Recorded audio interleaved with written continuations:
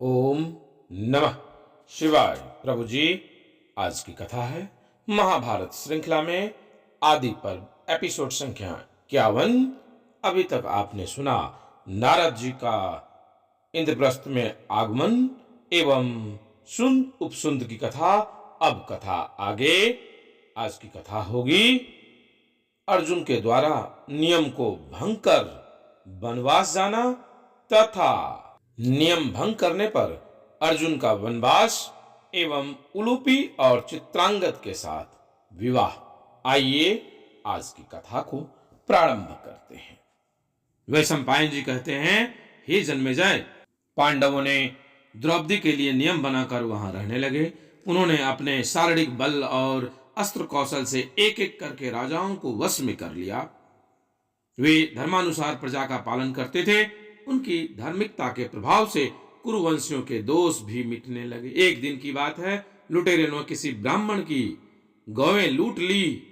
ब्राह्मण ने कहा कि हे पांडव, तुम्हारे राज्य में दुष्टात्मा और क्षुद्र लुटेरे मेरी गौएं छीनकर बलपूर्वक लिए जा रहे हैं, तुम दौड़ कर उन्हें बचाओ। अर्जुन ने ब्राह्मण का करुण क्रंदन सुनकर उन्हें ढांढस बंधाया, परंतु उनके सामने अड़चन यह थी कि जिस घर में राजा युधिष्ठिर द्रौपदी के साथ बैठे हुए थे, उसी घर में अस्त्र शस्त्र रखे हुए थे। नियमानुसार अर्जुन उस घर में नहीं जा सकते थे।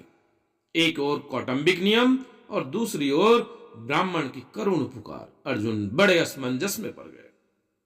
यदि मैं इसकी अपेक्षा कर दूंगा तो राजा को अधर्म होगा, हम लोगों की निंदा होगी और पाप भी लगेगा। दूसरी ओर प्रतिज्ञा भंग करने से भी पाप लगेगा। अच्छी बात है, मैं ब्राह्मण की रक्षा करूंगा, चाहे मेरी प्राण ही क्यों न चले जाए। अर्जुन राजा युधिष्ठिर के घर में निसंकोच चले गए। राजा से अनुमति लेकर धनुष उठाया और आकर ब्राह्मण से बोले, ब्राह्मण देवता, जल्दी चलो, अभी वे दुष्ट अधिक दूर नहीं गए होंगे। गोधन का उद्धार कर लाए। थोड़ी देर में अर्जुन ने वानों की बौछार से लुटेरों को मारकर गौएं ब्राह्मण को सौंप दी।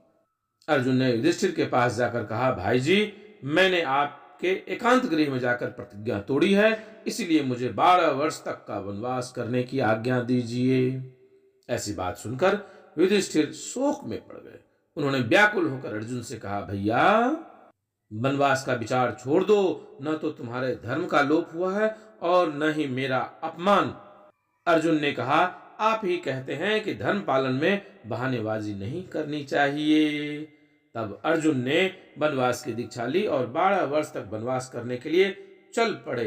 अर्जुन के साथ बहुत से वेद वेदांग के मर्मज्ञ, आध्यात्मिक चिंतक, त्यागी ब्राह्मण, कथावाचक, वानप्रस्थ और भिक्षाजीवी भी साथ में चलने लगे। स्थान स्थान पर कथाएं होती।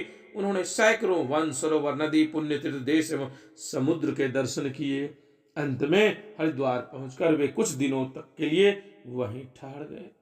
एक दिन की बात है, अर्जुन स्नान करने के लिए गंगा जी में उतरे और स्नान तर्पण करके हवन करने के लिए बाहर निकलने ही वाले थे कि नाग कन्या अलूपी ने कामासक्त होकर उन्हें जल के भीतर खींच लिया और अपने भवन को ले गई।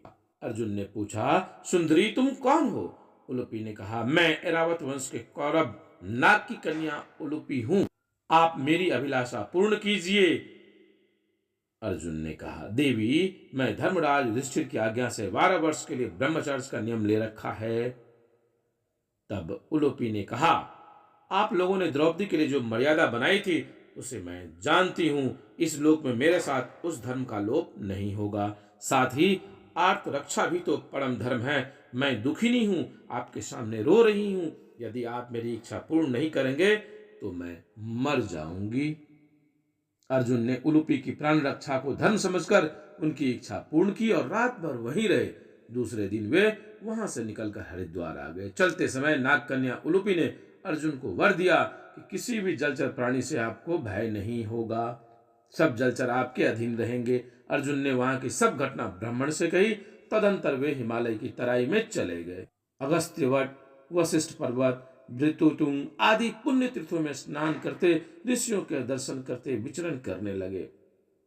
अर्जुन महेंद्र पर्वत होकर समुद्र के किनारे चलते चलते मणिपुर पहुंच गए। वहां के राजा चित्रवाहन बड़े धर्मात्मा थे। उनकी सर्वांग सुंदरी कन्या का नाम चित्रांगदा था। एक दिन अर्जुन की दृष्टि उस पर पड़ी उन्होंने राजा चित्रवाहन के पास जाकर कहा, राजन, मैं कुलीन क्षत्रिय हूं, आप मुझसे अपनी कन्या का विवाह कर दीजिए। विधि पूर्वक अर्जुन व चित्रांगदा का विवाह हुआ। पुत्र होने पर अर्जुन राजा से अनुमति लेकर फिर तीर्थ यात्रा के लिए चल पड़े। वीरवर अर्जुन वहां से चलकर समुद्र के किनारे किनारे अगस्त्य तीर्थ, शौभ्य तीर्थ, पैलोम तीर्थ, कारंधमत तीर्थ और भारद्वाज तीर्थ में गए। उन तीर्थों के पास ही ऋषि मुनि उनमें स्नान नहीं करते थे। अर्जुन के पूछने पे मालूम हुआ कि उसमें बड़े बड़े ग्राह रहते हैं जो ऋषियों को निगल जाते हैं। तपस्वियों के रोकने पर भी अर्जुन ने सौभद्र तीर्थ में जाकर स्नान किया। जब वहां मगर ने अर्जुन का पैर पकड़ा तब वे उसे उठाकर ऊपर ले आए, परंतु उस समय यह बड़ी विचित्र घटना घटी कि मगर तत्क्षण एक सुंदरी अप्सरा के रूप में परिणत हो गई। अर्जुन के पूछने पर अप्सरा ने बतलाया, मैं कुबेर की प्रेसी वर्गा नाम की अप्सरा हूं। एक बार मैं तपस्वी के तप में हम लोगों ने विघ्न डाला था, तभी से वो क्रोधवश हम सभी पांचों को श्राप दे दिया और कहा, तुम 100 वर्ष तक पानी में ही रहो। देवर्षि नारद से यह जानकर कि पांडव अर्जुन यहाँ आकर थोड़े ही दिनों में हम लोगों का उद्धार कर देंगे, हम लोग इन तीर्थों में मगर होकर रह रहे हैं। आपने मेरा तो उद्धार कर दिया है, अब मेरी 4 सखियों का भी उद्धार कर दीजिए। उन्होंने सब अप्सराओं का उद्धार भी किया और उनके प्रयत्न से वहां के सब तीर्थ बाधा रहित हो गए। वहां से लौटकर अर्जुन फिर एक बार मणिपुर गए और तीर्थ यात्रा के लिए गोकर्ण क्षेत्र आ गए। जब वे प्रभास क्षेत्र में पहुंचे तब भगवान श्री कृष्ण को वहां उनके आने का समाचार मिला और उन्होंने उसी समय अपने परम मित्र अर्जुन से मिलने के लिए प्रभास क्षेत्र की यात्रा की। नर और नारायण के मिलने से आनंद की बाढ़ आ गई। दोनों परस्पर मिले, कुशल मंगल, तीर्थ यात्रा और उसके कारण के संबंध में विस्तार से बातचीत हुई। यदुवंशियों ने बड़े उत्साह के साथ अर्जुन का स्वागत सत्कार किया और उनका अभिनंदन किया। द्वारकापुरी में भगवान श्री कृष्ण के निज मंदिर में ही ठहरे और दोनों अनेक रात्रियों में एक साथ ही सोए। प्रभु जी, आज की कथा यहीं विश्राम देते हैं। आगे की कथा पुनः आगे आपसे मिलते हैं अगली एपिसोड में। तब तक के लिए ओम नमः शिवाय।